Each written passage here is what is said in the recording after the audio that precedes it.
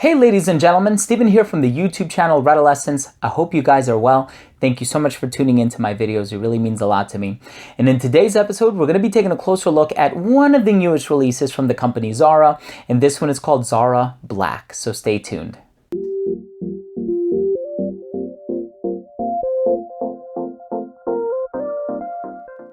So many of you are probably familiar with Zara. It is a clothing store. You can find it in your local mall. I know for me, it's about 15 minutes away from where I live, and I always pop in there just to see what new fragrances they have.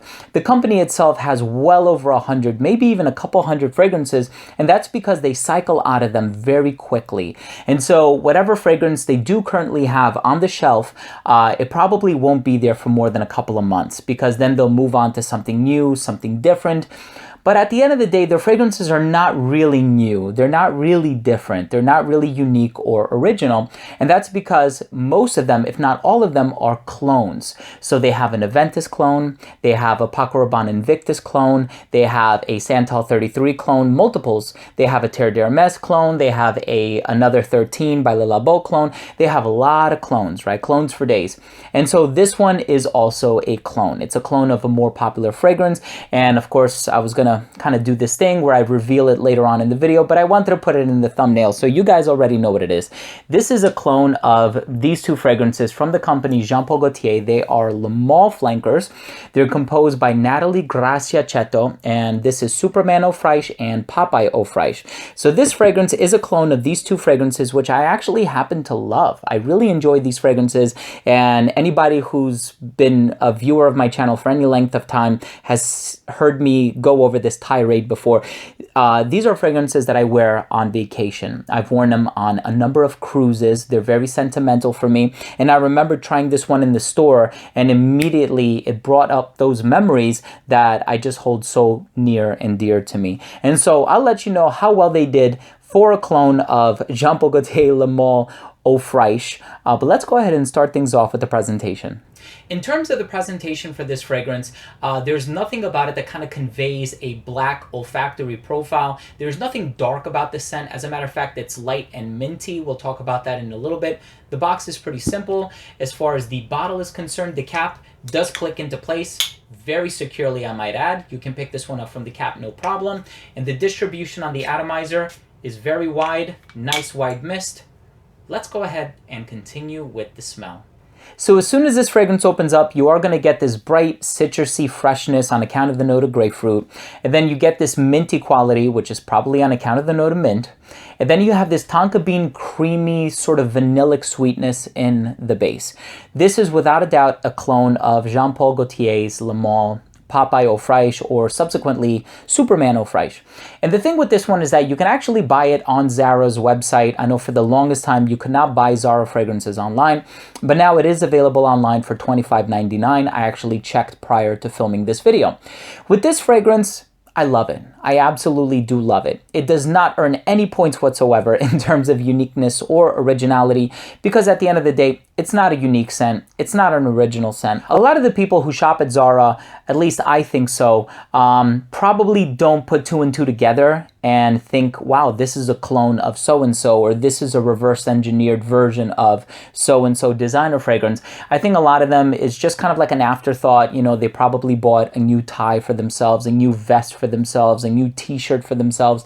And as they're waiting in the checkout line, which is kind of where they keep all of the fragrances at my local Zara, they're right when you're getting ready to pay. So then you probably smell a little thing at the end. You're like, oh, it's only $12. Oh, it's only $25. Might as well add it to my cart. So it kind of ends up being an afterthought. But at the end of the day, I do think that this is a pretty good value. For $25.99 compared to the MSRP of the original Jean Paul Gaultier Le Male Popeye Eau Fraiche, I do think you're going to be saving quite a few dollars in regards to this one.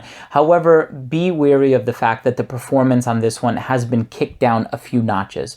And so whereas I might get 6 hours from the original Popeye Eau Fraiche, I get maybe 2 to 3 hours from this one.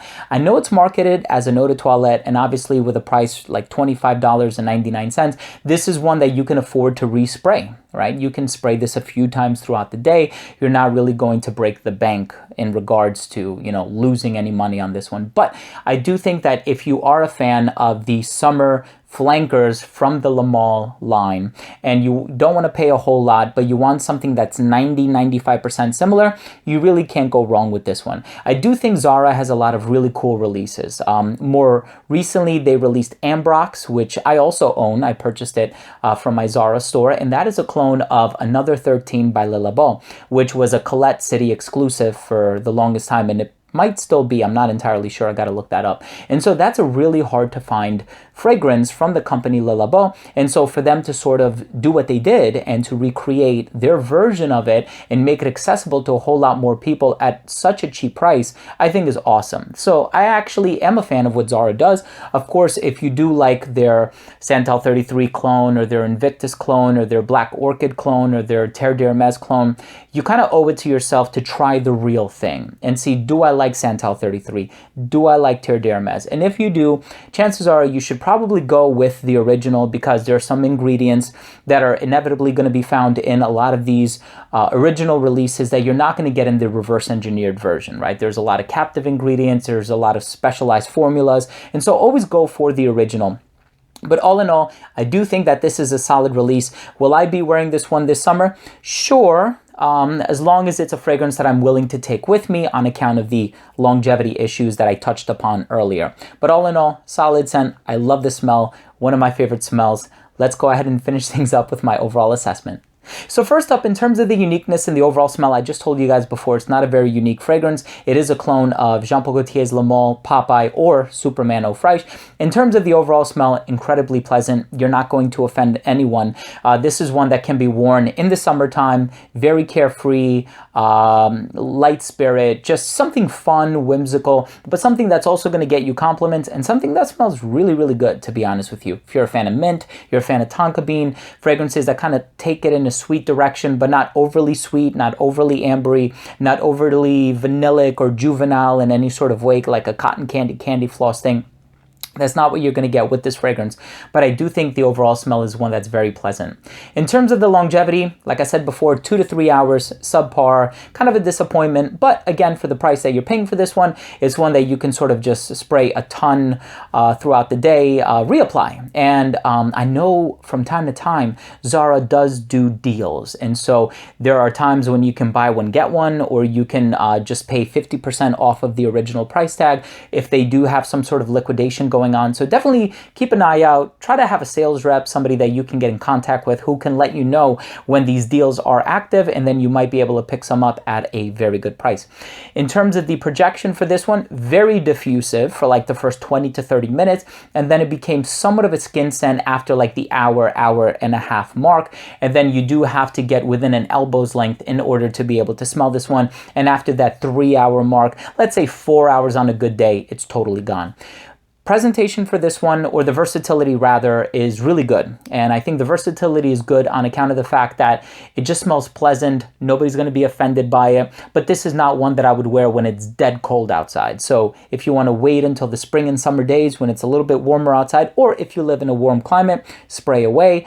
Otherwise, I think anybody of any age can wear this one, even though the original, by that I mean the fragrance of which this is a clone, is marketed for men. I do think it's typically unisex. I think mint is a unisex note, tonka bean is a unisex note, and so just wear what you like. These are just recommendations at the end of the day, but I do think it has a bit more of like a youthful vibe going on in here. And then lastly, presentation. I think the presentation for this one is quite simple. The name for it is a bit unimaginative, and I don't think there's anything about the smell that kind of conveys the color black. So my final verdict for this one is I absolutely love the smell, but 10 times out of 10, I would wear the original over this one. I think this is the kind of scent that I would only wear if I know I'm going somewhere, I'm going to have some sort of a backpack or a bag with me where I can carry this one with me, and so I would spray throughout the day. But even then, you know, I'm not the type of person that reapplies 3 or 4 times throughout the day. I do it once in the morning, maybe once more when I come home from work. If I want to switch to a different fragrance, or if I'm liking the fragrance that I'm currently wearing, I'll just give it a fresh application. But I'm really not the type of person to spray multiple times throughout the day. But if you are, for the price and what you're paying for this one, I think it's a very good bargain. It's a good deal. So there you have it, ladies and gentlemen. Thank you so much for tuning in. That was my review of Zara Black, which is a clone of Jean Paul Gaultier's Le Male, Popeye, or Superman Eau Fraiche. If you own or have tried this fragrance or the fragrance of which this is a clone, I would love to know what you think. Leave a comment down below. Also, please don't forget to subscribe if you are new to this channel and you took something of value from this video.